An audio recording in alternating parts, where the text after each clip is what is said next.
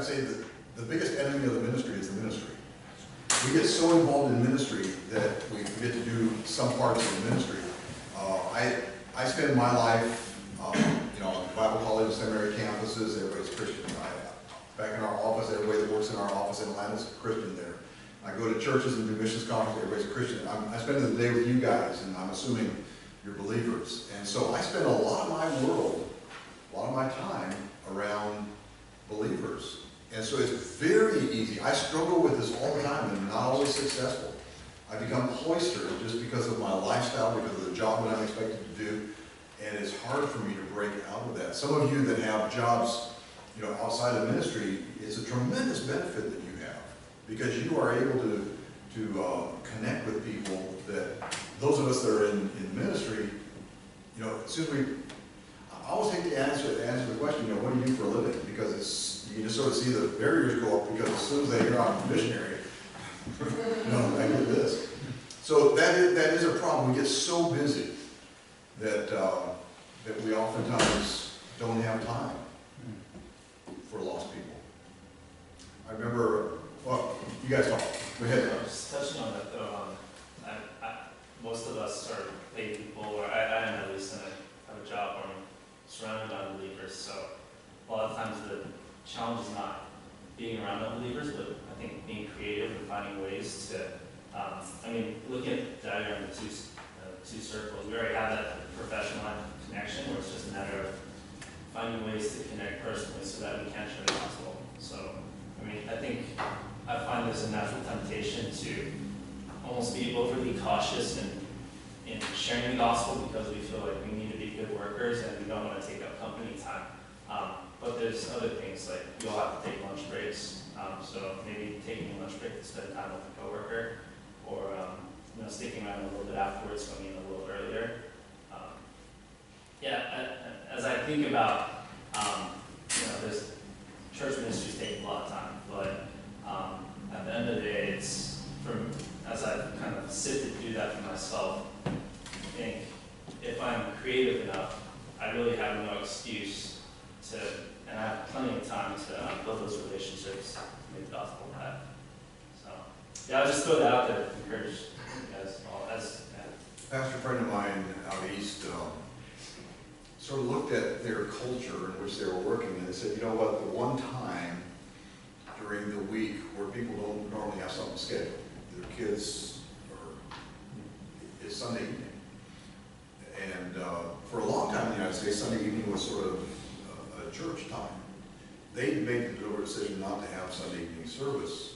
I don't know whether your churches do here or not, but they did for years have a Sunday evening. They canceled it because they said that's the one time where we can connect with lost people that they don't have anything planned. You try to get them Friday night or Saturday during the day. But Sunday, Sunday they're out to the lake and they're sort of winding things down Sunday evening. That's the one time. And so they actually made Sunday evening their evangelism outreach time. And they were having people over barbecues and doing evangelism Bible studies and all that kind of stuff. So sometimes your church has to think through your scheduling. And there's no easy answer for that because there's so much that we want to get done. But it's true. The enemy of us doing this is oftentimes our busyness. If I have time, I'll tell you my story about that in just a second. Yeah. I just had a few thoughts on the example of David and his neighbor talking about cars. And I think I don't think it was really brought out, but I think it's good to find some common ground, maybe as kind of an entree to develop a relationship. But I think if you carry that further, the extent of David's knowledge is going to be so scanty that it's going to become apparent that he doesn't know about cars, even though he comes in as if he's talking about cars. And I think that if he tries to pretend that he knows about cars, it's going to make him look false and kind of shifty and shady, and why is he really here? So I think as an entree might be okay, but I think quickly you want to get to some common ground where you can actually develop a real and natural relationship. So I think that it might be useful as a tool to try to use what you have, the little knowledge you have, but I think you quickly want to kind of own up to it, like, don't think that I'm an expert, or, I know this from hearing my brother talk about it, not me.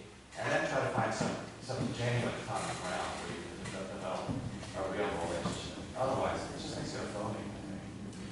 The way I sort of handle In other words, I show interest in whatever they're interested in.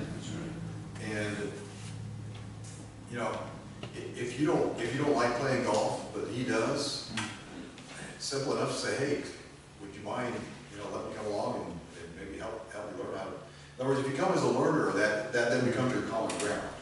So there's different ways to do that. So I take what you say. We don't want to come across phony, but we do want to show interest in the individual.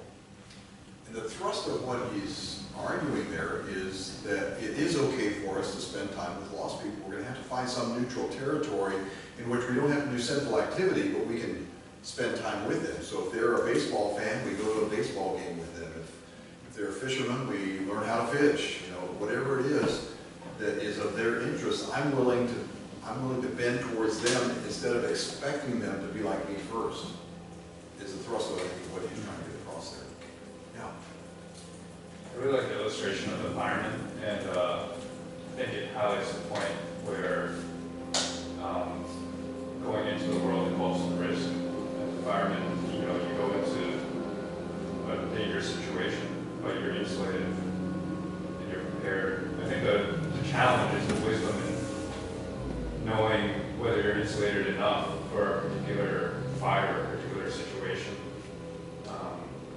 And not everyone is insulated to the same level.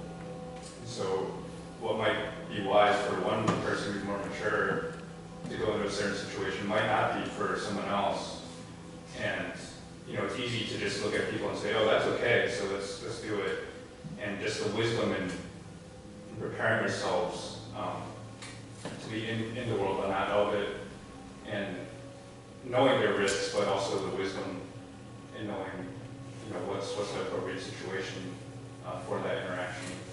So I think that's at least in my mind, that's a big challenge in that. That is a great observation and really important, which underscores again the necessity of the church and pastors, because they're watching out for our spiritual lives, helping us to mature, to become stronger, and to keep us from drifting. And so we need pastors in our lives. That's why evangelism, I think, is done best within the context of a local church. In other words, I'm part of a body so that I'm not taking, it's a dangerous thing to be out there by yourself. And so great observation, great observation.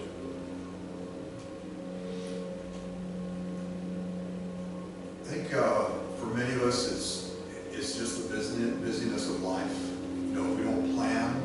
We're going to talk this afternoon about some ideas how to plan this better, but if we don't plan to do evangelism, it probably won't happen. And I'm not suggesting, you know, an evangelistic night at a church building.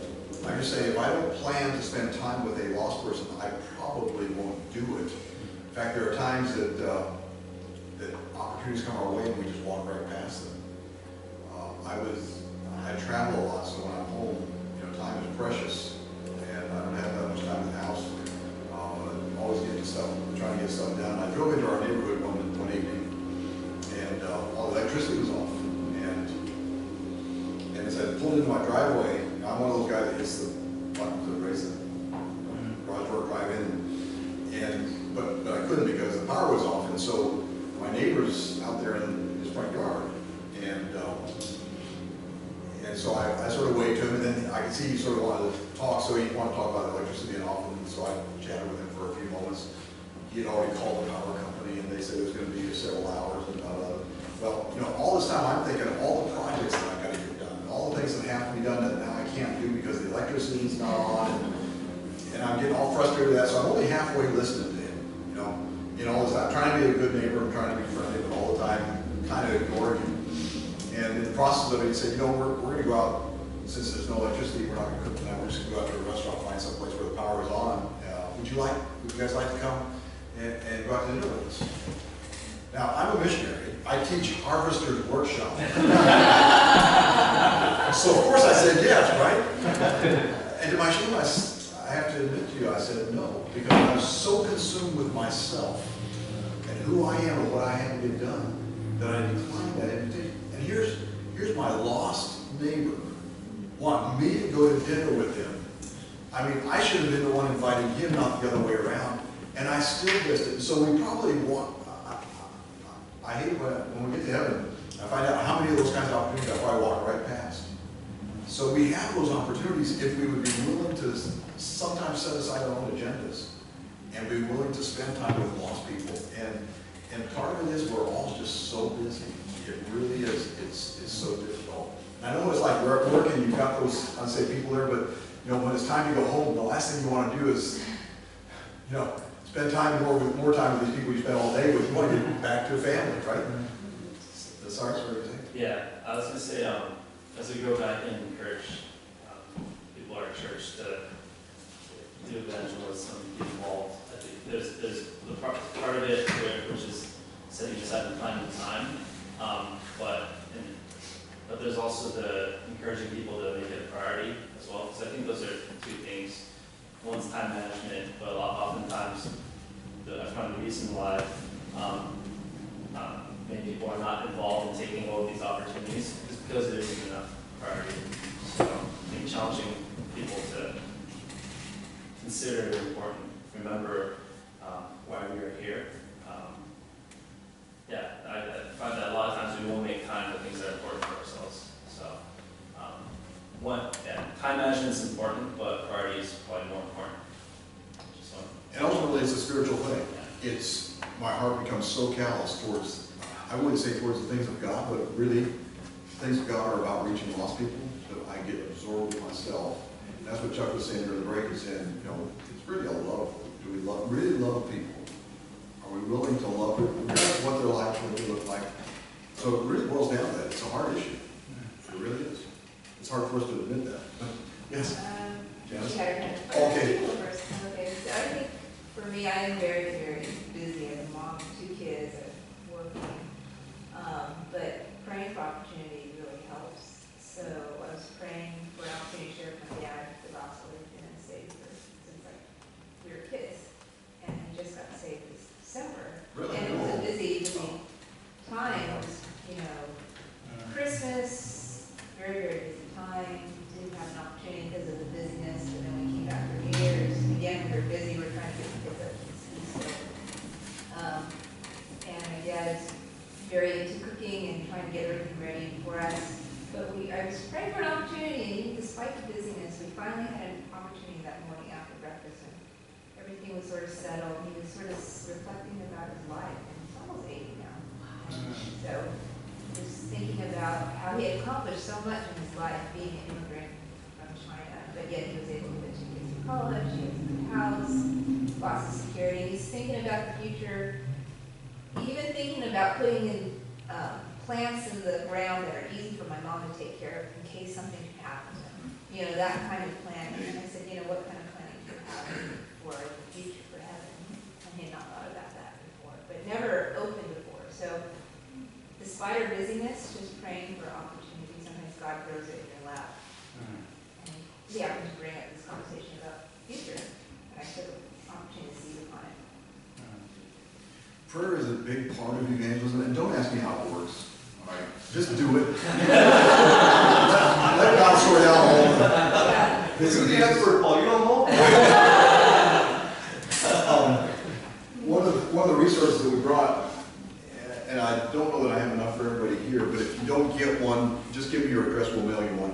Praying for you. This is actually another training thing on prayer and evangelism. Help yourself to these as long as they're here. And if you don't get one, let me know, and we'll mail one to you. I apologize, I just didn't bring it with me.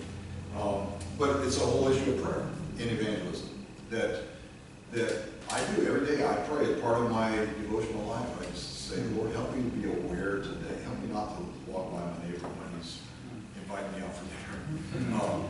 Help me to be aware of the opportunities you're going to give me today, and that just praying that starts making me aware. But then praying for people and using prayer for people, because it's very infrequent that a lost person said, when you offer to pray for them, that they'll say, no, don't pray for me. You know, even though they're agnostic, they're hedging their bets, and they're saying, if there's anything to this, I'd like to have your prayer. So there's a resource there. Help yourself do those. Yes, Debbie. I think another challenge related to time management and busyness is self-discipline when it comes to spending time in the Word, prayer, and also getting enough sleep. I realized that when I don't get enough sleep, I then tend to rush around. I don't spend as much time in the Word. I don't spend as much time in prayer. I'm physically and spiritually find that there are so many opportunities at work or outside of work where, like, part of the conversation will come up and I will be like, oh, I can relate this to a spiritual thing or to the gospel. But because of my tiredness, I end up being selfish or lazy and I let it go. So, and I have found the opposite to be true, where when I've gotten enough sleep and I'm strong in the word and prayer, I'm a lot more alert to these opportunities, and then I'm obedient and joyful in pursuing them. Great. Yeah. Great. So getting enough sleep makes such a big difference for me. I don't know about you guys. And spending time in the word. Yeah. All right, let's stop for just a moment and sort of observe what we've done. If you're going to use this as a resource for teaching and training in your church, is we listen to Dave, then all I did was, hey, let's talk about this. So I really haven't said all that much. You guys have been doing the talking. But during that time, you need to find out, are people sort of with us, or are they pushing back on this? Do they still have questions about what Dave said? Do they not agree with him? Do we really buy into this thing that it's okay to spend time with lost people? Or do we want to stay cloistered? And so you want to spend time, just like we have right now, we just spent a few minutes talking about what he talked about. That's all you're doing. You're helping people to process this. So it's not enough to just listen to him talk. You want to help facilitate discussion. And let's say nobody has any discussion. Well, one of the things we've done with these chapters, if you go to page 12, on the right-hand column there's some discussion questions. And I don't know which one of these are appropriate to you. There are some places in the United States where alcohol is an issue, other places that it's not. But what would you do? Would you go to the block party or the 4th of July cookout if alcohol is present? You say, I don't want my kids exposed to that. You've got to wrestle through that, because you know, if you're going to be there with lost people, they're going to do things maybe that you don't do. What if Steve and Kim invite you over to watch a movie and you find this a little too immodest or profane? You've got to think through, how do you respond in that kind of a situation? So part of your training of people in the church to be evangelists is to help them think through those kinds of questions ahead of time. I personally don't drink alcohol. I'm a pastor, and I just would prefer not to, and just stay above that. So for me, it's an issue where I just don't want to be a bad example to anybody.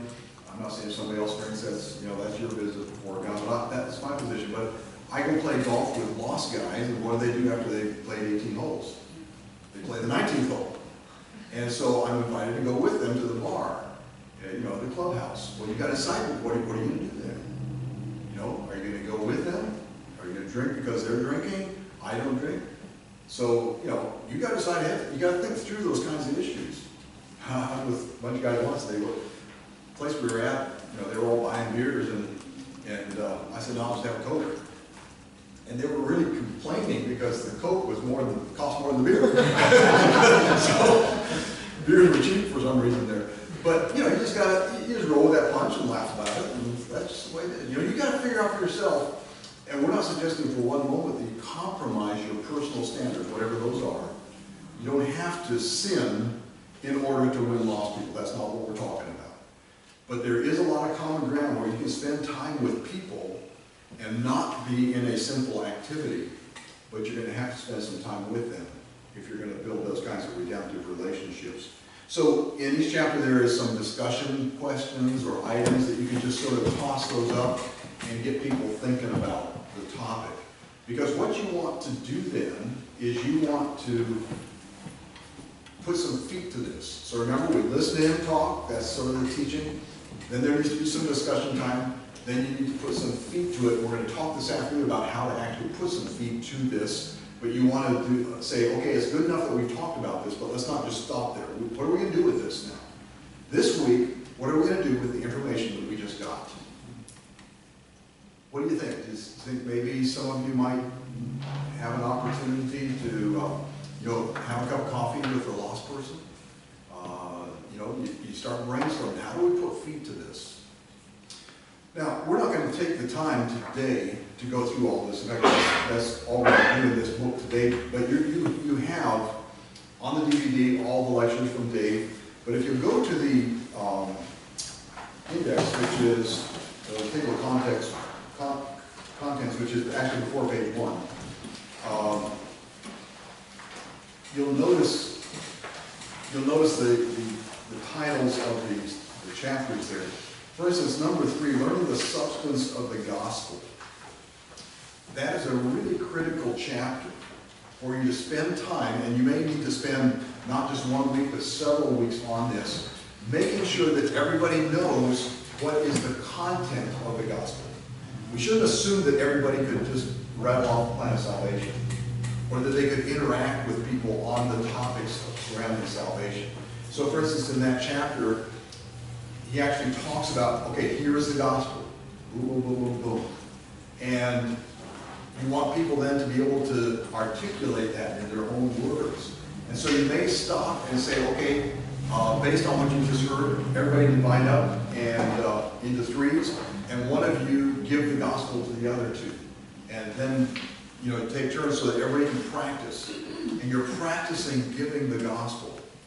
Because worst thing in the world would be that if someone had an opportunity to be a witness, they couldn't give the gospel. They couldn't explain it. And so you want everybody in the church to be able to just give the gospel. Just like John's church, they had to be able to 1 minute tell their own personal, they had to say why they were going to heaven. People need to be able to do that. They need to be able to give the gospel. And so this is the kind of stuff that we can't assume. We have to do something to train people so that we know that everyone. In fact, don't you guys have that as part of your requirement for joining? That you have to be able to sit down and articulate the gospel? Yeah, that's, to be a member. To be a member? Absolutely, you have to be able to know the gospel, yeah. Now, most of the time, church membership is, can you give a testimony of your salvation? And that may have been more like what I said as I gave my testimony earlier this morning, but I didn't really give you the gospel per se. I didn't go right down through and explain to you the gospel. We want to make sure that everybody in the church knows how to do that.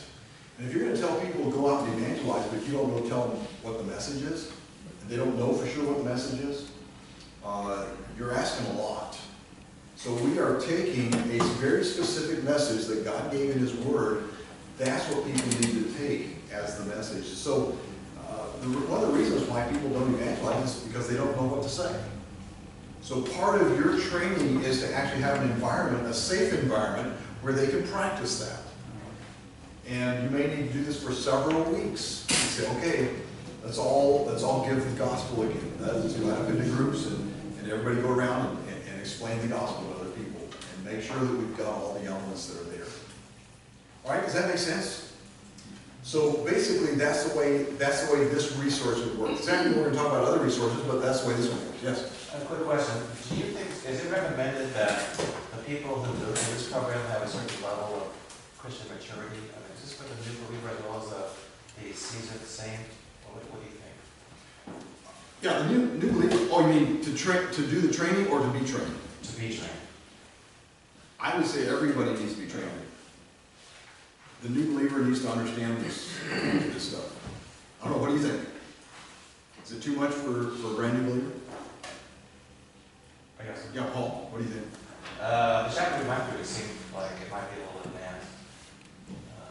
I think it is, well, like the concept of the illustration of the fireman. Was that from here or was that from something you shared? That was what he said. I don't know, I just got a sense that it's maybe something that a seasoned, or at least someone who has the fundamentals of faith down would be easier for them to put this into practice than one who's just come to faith. You're going to have to make a decision on that, as to where, and it could be different people are at different levels. So I'm not suggesting any template here that that's the way everybody's got to do it. I'm just saying there needs to be some training at some point. I don't know, maybe some of you guys have some other ideas, yes? In some ways, I would think for people who are recently saved, that chapter on in the world not of it is crucial, because they still have a lot of these unbelieving relationships, and they need to navigate them the right way and take advantage of that before they potentially go too cloistered, right? So there's a lot there that right when they're saved, there are a lot of opportunities, but then they need to be careful.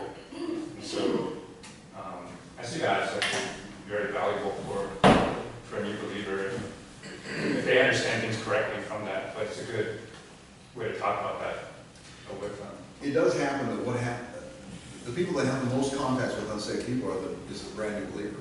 And then what happens is their social life starts gravitating towards the church, and they cut off all these people, and they lose those contacts. And rightfully so, because they don't want to be doing the simple things that they used to do with those people. So finding the neutral ground with those people, instead of doing the sin that they did with those people, is something you got to talk through. Yeah. I see it kind of like that theme as ear to ear, living here. And how many times have you read through the same scripture over and over again, and then the Lord taught you much more depth into it? You just thought you had it, but you only had a small part of it. So it's all part of maturity, but we need to start somewhere. You give them ground. Yes. John's going to come in just a second and sort of take us up to the top of the hour or take us to lunchtime. But before we do that, let me read to you, I just want to read to you the preface of a book called, I'll remember the title here in just a moment. But the missionary that wrote this. In 1963, my family traveled by ship from the United States to Brazil. The trip marked a new beginning. We expected that. We did not expect that the 16 days aboard ship would in themselves mark a beginning of new discoveries that are still going on. This book is an attempt to pass on what I've been learning about evangelism since that trip. There were 120 passengers on the ship. Half were tourists and half were missionaries. 60 missionaries, 60 tourists. A 1-to-1 ratio for 16 days, and since there isn't much to do aboard a ship other than to walk, read, and converse, I can imagine how any tourist could get through that trip without receiving a thorough exposure to the Christian message. More ideal conditions for evangelism couldn't exist. Well, during the first 3 days, my wife and I spent our time with other passengers. Conversations were unhurried, and soon we found ourselves deeply involved in discussing Christ with our new acquaintances. On the third day, I thought that if the other 58 missionaries were doing what we were, we'd have a serious case of overkill. I decided to check with the others about coordinating our efforts. My first opportunity came when I encountered 6 missionaries sitting together on the deck. I joined them and expressed my concerns, suggesting we get our signals straight so that we wouldn't overwhelm the passengers. Well, I had totally misjudged the problem. When I explained what was on my mind, the 6 looked at each other. Apparently, it hadn't occurred to them to talk to the other 60 passengers about Christ. Finally, one of them said, "We just graduated from seminary and didn't learn how to do that kind of thing there." Another said, "I sort of have a built-in reservation about this idea of conversion." The third said, "I've been a pastor for 3 years and I've never personally evangelized anyone. I don't think I would know how either." I remember saying that if we in 16 days with a 1-to-1 ratio couldn't awaken these 60 people to the gospel, we might as well forget about 95 million Brazilians. Perhaps it would be just as well if we kept the next boat going north. Well, a few hours later, there was a knock on the cabin door. I opened it to find 3 of the 6 that I had just talked to. They had come to tell me that they had obtained permission from the captain to conduct a Sunday service for the ship's crew and that they wanted me to preach the sermon. As they elaborated, obviously there's nothing wrong with conducting services. Let me skip down through this. He says, I said, "Your consciences were pricked by what we talked about, so now you spotted unfortunate sailors who never go to church and have planned the service for them. That's good, but I don't think we can escape the responsibility of the other passengers." Well, they got the point. But they had already committed themselves to conducting a service for the crew, and the captain posted a notice in the crew's quarters, and arrangements were made for us to use the galley, and I agreed to attend but not to speak. The 4 of us arrived in the galley on schedule, and it was empty. Occasionally, a sailor would have to go through the room in the course of his duties, and he would dart through quickly, obviously intent on not getting caught. Finally, one sailor came in and sat down. He was a Baptist, so we had a service, 4 missionaries and 1 Baptist sailor. Well, after that, my 3 friends began to think in terms of going to the tourists. There was an elderly Christian couple among the passengers, and it was the husband's birthday, so the 3 missionaries organized an old-fashioned sing to commemorate the occasion. Sensing what was coming and not wanting to jeopardize my relationship with the people I was getting to know, I felt it wiser to stay away. When the time came for the program, I was up on the 3rd deck.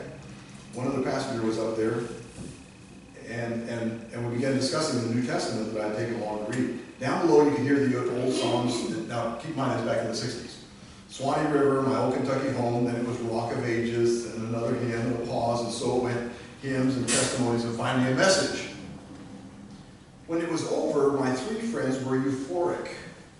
They had succeeded in preaching to virtually all the passengers. Naturally, they called another thing for 2 nights later. Once again, I was up on the 3rd deck, but this time there were 60 passengers up there with me. They weren't about to get caught twice.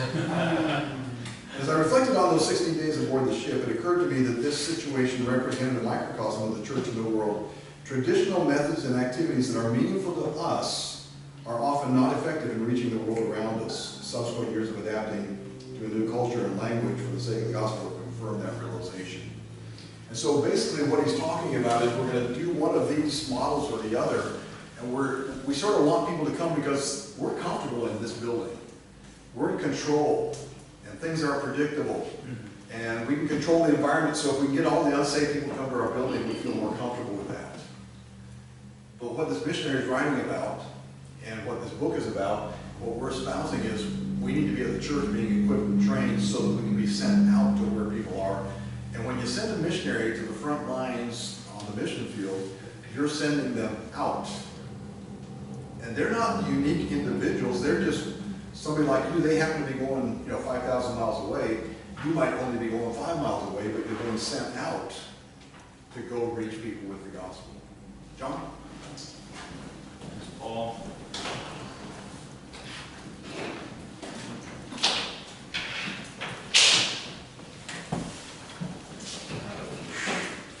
If you have the Bibles, could we look at a passage in the book of Acts?